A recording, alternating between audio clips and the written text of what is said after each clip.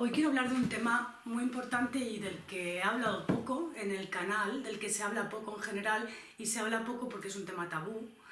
Este es un tema verdaderamente tabú y no un tabú de los que se suelen hablar, designando tabús a cosas que no lo son. El tema es la muerte. Y es que me ha venido a la cabeza pensando en este tema el título de una serie de los 90 que se llamaba Los problemas crecen, y creo que no somos conscientes de que ese progreso, ese avance al que tanta fe le tenemos, entre otras cosas, entre tanto dato, entre tantas nuevas técnicas, tanta información, tantas nuevas tecnologías, lo que aumenta también son nuestros problemas. Y otro de los resultados de este progreso es la burocratización, digitalización se diría hoy, ¿no? O es el siguiente estadio de todos los fenómenos o de todos los procesos, ¿no?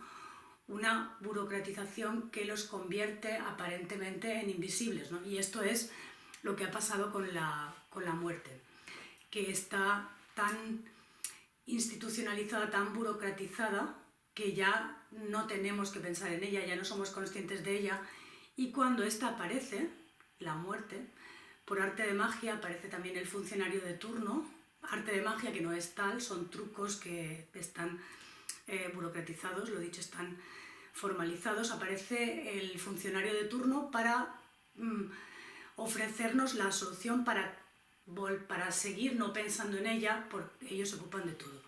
Y nosotros aceptamos con buena gana esto porque además pensamos que no hay alternativa, ¿no? Y en relación con esto quería relacionar esto con un libro de Rilke, Los apuntes de Malte Laurenbrigge, en el que habla de la muerte propia. Rilke decía que ya hace un siglo, observando los hospitales y cómo se moría en los hospitales, que habíamos perdido la capacidad como sociedad de tener una muerte propia, ¿no? De considerar una muerte propia como algo deseable. Decía él que una muerte propia ya queda para unos pocos privilegiados y que la mayoría de nosotros morimos y moriremos en el futuro, y eso se está viendo ahora, la muerte que corresponde a la enfermedad que tengamos. La muerte propia habría quedado relegada para unos pocos privilegiados, y Rilke en su libro relata una y la recomiendo. Es una muerte pesada, una muerte que dura. Pero ¿qué es una muerte propia, ¿no? Que nos podríamos preguntar, ¿qué es una muerte propia? ¿Y es posible una muerte propia? Una muerte individual. Pues es posible. Este vídeo lo hago por un relato que me ha hecho una persona que me ha impactado mucho sobre una muerte propia. Y no solo es posible, sino que además es rentable, esto es lo curioso, o sea, lo que pasa es que hay que saltarse el camino fácil, como siempre, el camino fácil, el camino burocratizado, y, por ejemplo, podemos ahorrar en estos ataúdes que nos hacen pagar a precio de oro para que sean quemados inmediatamente, lo cual también nos podemos preguntar cuán ecológico es, ¿no? Hoy que estamos con el tema de que todo tiene que ser ecológico, y esto está ahí, nadie lo menciona.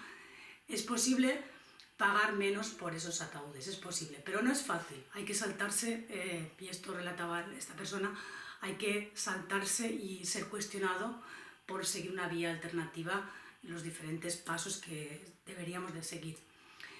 Y luego otro aspecto que no conocía y que me parece muy interesante para la muerte propia, y es que como nos han separado de de este proceso, en esta consideración de la muerte, y esto es lo increíble, ¿no? Un momento tan trascendente de nuestra vida como puede ser el nacimiento, ¿no? Que es la muerte, se ha vaciado totalmente de sentido, no se le encuentra ningún sentido, y solamente queremos que termine pronto, que pase, y poder dedicarnos al duelo. Antes la muerte sucedía de otra manera, cuando no había tantos hospitales, sucedía de otra manera, y ahora hay una figura que, bueno, ahora no, pero es escasa, yo no la conocía, y he trabajado en muchos hospitales, y he trabajado en hospitales donde la gente se moría, y nunca había escuchado de la existencia de esta persona, la dula de la muerte. es una persona que recupera el sentido de la muerte, recupera el sentido de un proceso, de un fenómeno que obviamente tiene un sentido y tiene una importancia si se la damos, y a través de su experiencia ha aprendido a interpretar señales y acompañar a los familiares a volver a dotar de sentido a este proceso de morir, dándole significado, que lo increíble es pensar cómo podemos vivir pensando que esta parte tan importante de nuestras vidas que nos va a sobrevenir a todos no pudiéramos ignorarla, no pudiésemos burocratizarla. Y yo creo que la solución a esto es sencilla, a menos que pensemos un poco. Tiene dos explicaciones. Por una parte, el terror que nos provoca la muerte, que aumenta este terror al ritmo del progreso, a más poder que tiene la humanidad, más miedo, más terror a aquello sobre lo que nunca va a tener va a tener poder, que es la muerte.